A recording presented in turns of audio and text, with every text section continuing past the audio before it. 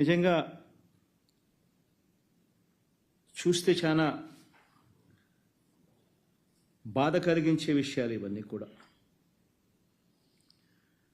ఎక్కడైనా కూడా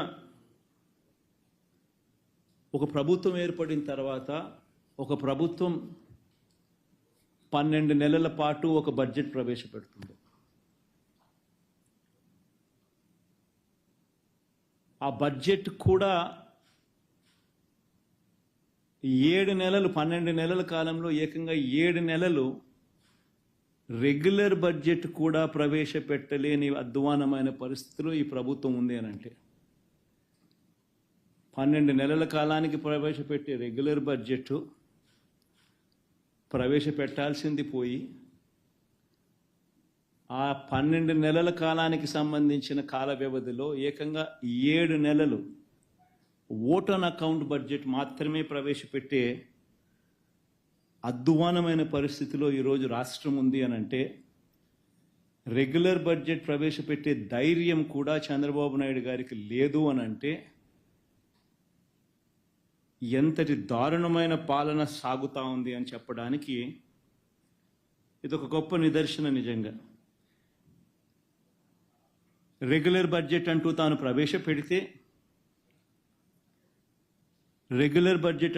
ప్రవేశపెడితే ఆ రెగ్యులర్ బడ్జెట్ ప్రవేశపెట్టేసరికి తాను ఎన్నికల వేళ మోసపూరిత హామీలు ఏదైతే తాను ఇచ్చాడో ఆ హామీలకు సంబంధించిన కేటాయింపులన్నీ కూడా ఆ రెగ్యులర్ బడ్జెట్లో చూపించాలి.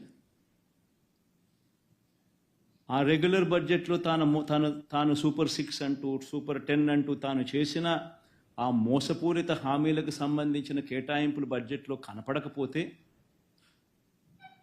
ప్రజలు రోడ్డు మీదకి వస్తారని ప్రజలు గలం విప్పుతారని అని చెప్పి ఏకంగా ఆ పరిస్థితి రాకూడదు అని తాను రెగ్యులర్ బడ్జెట్ ప్రవేశపెడితే ఆ రెగ్యులర్ బడ్జెట్లో volume 6 volume 5 which talks about రాష్ట్రానికి సంబంధించిన అప్పులు ఎంత ఉన్నాయి, స్టేట్ గవర్నమెంట్కి సంబంధించిన గ్యారంటీ డెట్ ఎంత, ఇటువంటి అంశాలు కూడా ఆటోమేటిక్లీ మెన్షన్ చేయాల్సి వస్తుంది. ఒకవేళ మెన్షన్ చేస్తే తాను అబద్ధాలు చెప్తా ఉండేటివన్నీ కూడా ప్రజలకు తెలిసిపోతుంది అని అది కూడా చేయలేని అని కూడా ఇంకొక కారణంతో ఏకంగా రెగ్యులర్ బడ్జెటే పెట్టకోకుండా చంద్రబాబు నాయుడు గారు దాటవేస్తూ ఉన్న ధోరణి. నిజంగా ఎవరైనా కూడా రెగ్యులర్ బడ్జెట్ ప్రవేశపెడితే పథకాలకు సంబంధించి మేనిఫెస్టోకు సంబంధించి ఆయన ఇచ్చిన హామీలు ఏమిటి, ఆ హామీల మేరకు ప్రజలందరూ ఎదురు చూస్తూ ఉంటారు. ఆ పథకాలన్నీ అందులో ఉన్నాయా, ఆ పథకాల డబ్బులు మాకు వస్తాయి అని చెప్పి ఎదురు చూస్తూ ఉంటారు. అవన్నీ కూడా మోసపూరిత హామీలని ప్రజలకు తెలిసిపోతాయి అని రెగ్యులర్ బడ్జెట్ కూడా కనీసం పెట్టకుండా దాటవేస్తూ ఉన్న ధోరణి. ప్రజలెవరూ రోడ్ల మీదకి రాకూడదు అని భయానక వాతావరణం, ఫియర్ సైకోసిస్ క్రియేట్ చేస్తూ రాష్ట్రాన్ని ఏకంగా అత్యాచారాలు, హత్యలు, కొట్టడాలు, ఆస్తుల ధ్వంసాలు వీటి అన్నిటితో భయానక వాతావరణం క్రియేట్ చేస్తూ ఉన్నారు. నేను అడుగుతా ఉన్నాను ఒకటి, ఇలాంటి దారుణమైన పరిస్థితులు ఎలా ఉన్నాయి, ఎంత దారుణంగా ఉన్నాయి అని చెప్పి ఒకసారి గమనించాల్సిన అవసరం ఉంది. చంద్రబాబు నాయుడు గారు ఎప్పుడు కూడా ఆయన ఏ రోజైనా కూడా ఆయనకు ఒక మోడస్ ఆపరాండా ఉంటుంది. ఆ మోడస్ ఆపరాండా అనేది ఏంటంటే వంచనకు తోడు ఒక గోబెల్స్ సిద్ధాంతం, గోబెల్స్ ప్రచారం. తాను ఒక మనిషిని అప్రదిష్ట పాలు చేయాలనుకున్నా, తాను చెప్పిన మాటలన్నీ కూడా తాను తప్పాలనుకున్నా ఒక మోడస్ ఆపరాండా అనేది తాను ఎప్పుడు కూడా ఫాలో అయ్యే కార్యక్రమం. ఆ మోడస్ ఆపరాండా ప్రకారం ముందుగానే తాను ఒక కథను సిద్ధం చేస్తాడు. ఆ కథను తాను చెబుతాడు. తన ఈనాడు, తన ఆంధ్రజ్యోతి, తన TV5 తనకు సంబంధించిన ఈ మీడియా సామ్రాజ్యాన్ని ఉపయోగించుకొని ఆ కథను ముమ్మరంగా ప్రచారం చేస్తారు. వరుసగా ఆ కథనాలే వచ్చేట్టుగా చేస్తారు. దాని మీద డిబేట్లు కూడా పెడతారు. మంత్రుల నుంచి కింద స్థాయి వరకు కూడా అయ్యే మాటలే మాట్లాడిస్తారు. మాట్లాడించిన తర్వాత ఆ డిబేట్లలో ఉన్న ఒపీనియన్స్ ఇచ్చే వాళ్ళందరూ కూడా వీళ్ళ మనుషులే, వాళ్ళు కూడా అవే ఒపీనియన్లు వచ్చేట్టుగా చేస్తారు. చేసి చివరికి ఏమంటారు, రాష్ట్రం క్లిష్ట పరిస్థితుల్లో ఉంది కాబట్టి చంద్రబాబు నాయుడు చేసే ఈ పని జస్టిఫైడ్ అని చెప్పి దాన్ని మళ్ళా వీళ్ళంతకు వీళ్ళే రాటిఫై చేసుకుంటారు. ఎగ్జాక్ట్గా ఈరోజు ఇదే జరుగుతూ ఉంది. చంద్రబాబు నాయుడు అనే వ్యక్తి ఈ మోడస్ ఆపరాండా సొంత మామ ఎన్టీ రామారావు గారిని వెన్నుపోటు పొడిచి ఆయన పార్టీని లాగేసుకున్నప్పుడు ఇదే మోడస్ ఆపరాండా. అప్పుడు పాపం లక్ష్మీపార్వతి గారిని నాశనం చేసేశారు. చంద్రబాబు నాయుడు గారు బీజేపీతో పోవాలనుకున్నప్పుడు ఇదే మోడస్ ఆపరాండా. బీజేపీని మళ్ళీ తన్నేటప్పుడు కూడా మళ్ళీ ఇదే మోడస్ ఆపరాండా. సిమిలర్లీ ఎన్నికలప్పుడు వాగ్దానాలు ఇచ్చేటప్పుడు ఇదే మోడస్ ఆపరాండా. ఎన్నికలలో వాగ్దానాలు ఎగరగొట్టేటప్పుడు కూడా మళ్ళీ ఇదే మోడస్ ఆపరాండా. ఈరోజు ఇదే మోడస్ ఆపరాండా మళ్ళీ కొనసాగుతూ ఉంది.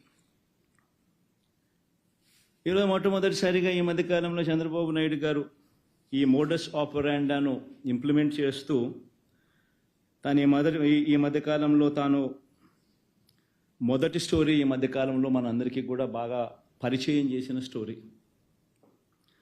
రాష్ట్రం ఆర్థికంగా ధ్వంసం అయిపోతూ ఉంది అన్న స్టోరీ. అందుకనే నేను రెగ్యులర్ బడ్జెట్ కూడా ప్రవేశపెట్టలేకపోతా ఉన్నాను. రాష్ట్రం ఆర్థికంగా ధ్వంసమైపోయిన పరిస్థితిలో ఉంది అని కూడా చెప్పుకొచ్చే కార్యక్రమం జరుగుతూ ఉంది. ఇవన్నీ కూడా మనం చూస్తూనే ఉన్నాం. ఈ మాదిరిగా నిజంగా రాష్ట్రం ఆర్థికంగా ధ్వంసం నిజంగానే అయిపోతా ఉందా, అయ్యిందా అని ఒక్కసారి గమనిద్దాం. ఒకసారి నిజంగా మనం కూడా వాస్తవాలు కూడా ఒకసారి మన ద్వారా, ఎందుకనంటే ఇవన్నీ కూడా ఏమిటంటే సమస్య ఏంటంటే ఇవన్నీ కూడా ప్రజలకు తెలియాల్సిన అవసరం ఉంది, ప్రజలు ఆలోచన చేయాల్సిన అవసరం ఉంది. మరీ ముఖ్యంగా బాధ్యత కలిగిన విలేకరులుగా ఉన్న మీరు, బాధ్యత కలిగిన మీడియా హౌసెస్గా ఉన్న మీరు ప్రజల దగ్గరికి తీసుకొని పోవాల్సిన వాస్తవాలు కూడా ఇవన్నీ. నిజంగా ఒకసారి గమనిస్తే ఏ రకంగా చంద్రబాబు నాయుడు గారు వాగ్దానాల నుంచి, తాను ఇచ్చిన మేనిఫెస్టో వాగ్దానాల నుంచి తాను తప్పుకునేందుకు ఏ రకంగా తాను స్టోరీ తాను బిల్డప్ చేసుకుంటూ పోతా ఉన్నాడు అని ఒకసారి గమనిస్తే రాష్ట్రం ఆర్థికంగా ధ్వంసం అయిపోయింది అనేది మొదటి స్టోరీ కింద తాను మీడియా డిబేట్లను మొదలెట్టాడు, మాట్లాడడం మొదలెట్టాడు, గవర్నర్ ప్రసంగంలో కూడా తీసుకొచ్చాడు, ఇవన్నీ కూడా మొదలెట్టాడు. ఒక్కసారి గమనిద్దాం. ఒకసారి ఎన్నికల దగ్గర నుంచి చంద్రబాబు నాయుడు గారు ఇంతకుముందు ఊదరగొడుతూ మాట్లాడిన మాటలు ఏమిటి? చంద్రబాబు తన మీడియా ఇద్దరు కలిసి రాష్ట్రంలో అప్పులు 14 లక్షల కోట్ల రూపాయల అప్పులు అని చెప్పి ఫస్ట్ ఊదరగొట్టారు. మీకు అందరికీ గుర్తుండే ఉంటుంది. మొత్తం అప్పులు ఏకంగా 14 లక్షల కోట్లు ఉన్నట్టు విపరీతమైన ప్రచారం చేసుకుంటూ వచ్చారు. మొట్టమొదటగా ఒకవైపున 14 లక్షల కోట్ల అప్పులు ఉన్నాయని ఒకవైపున చెప్పుకుంటూనే మరోవైపున సూపర్ 6 అన్నారు, సూపర్ 7 అన్నారు, సూపర్ 10 అన్నారు. అవన్నీ మళ్ళీ సపరేట్గా వాటికి సంబంధించిన ప్రచారం మళ్ళీ సపరేట్గా ఇచ్చుకుంటూ వచ్చారు. చివరికి చంద్రబాబు నాయుడు ముఖ్యమంత్రి అయినాడు. ఎన్నికల్లో తాను చెప్పిన మేనిఫెస్టో హామీలను అమలు చేయాలి అని చెప్పి ప్రజలందరూ కూడా అడుగుతూ ఉన్నారు. అడగడం మొదలుపెట్టేసరికి చంద్రబాబు నాయుడు గారికి మళ్ళీ ఈ 14 లక్షల కోట్లు తాను చెప్పింది గట్టిగా ముందుకు తీసుకొని పోవాల్సిన అవసరం ఉంది అని చెప్పి గోబెల్స్ ప్రచారంలో భాగంగా మళ్ళీ అడుగులు వేగంగా ముందుకు వేశాడు. కానీ వాస్తవం చెప్పాలంటే అక్కడ 14 లక్షల కోట్లు ఉందా అసలు ఫస్ట్ అప్పు? లేనిది ఉన్నట్టుగా తను ఎట చెప్పగలుగుతాడు? ఇప్పుడు ముఖ్యమంత్రి అయిన తర్వాత బడ్జెట్ డాక్యుమెంట్స్లో ఇవన్నీ చూపించక తప్పదు. కాబట్టి చూపించలేని పరిస్థితి వచ్చేసరికి చంద్రబాబు నాయుడు గారు పడరాని పాటలనే పడతా ఉన్నాడు. ఇప్పటికే అధికారులను 2 సార్లు రివ్యూ అన్నాడు, అధికారులను ట్రాన్స్ఫర్లు అన్నాడు, రివ్యూ మీటింగ్స్ అన్నాడు, రకరకాల పద్ధతుల్లో చేసుకుంటూ వచ్చి చివరికి గవర్నర్ గారి ప్రసంగానికి వచ్చేసరికి 14 లక్షల కోట్లు కాస్త 10 లక్షలకు తగ్గించాడు.